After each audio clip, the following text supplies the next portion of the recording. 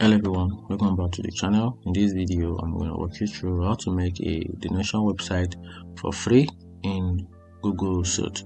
So in this video I'm going to provide a simple and straightforward process on how to create a donation website for free using Google site, and it's going to be a straightforward process. So here is a simple guide.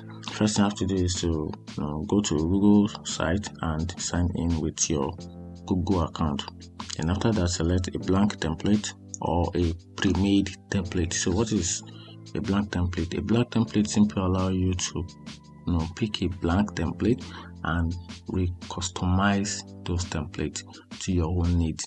And a pre-made template is a template that is already made by Google site, but it can simply be re-edit or readjust by you. So that's just the difference between a blank template and a pre-made template. So you can choose between the two, which is template and blank template or pre-made template from the template gallery.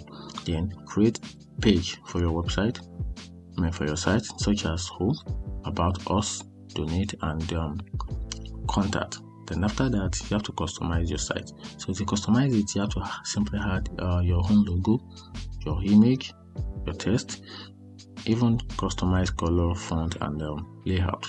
And after that, use the Google form or a third-party service like PayPal to create a donation button and embed it to your site.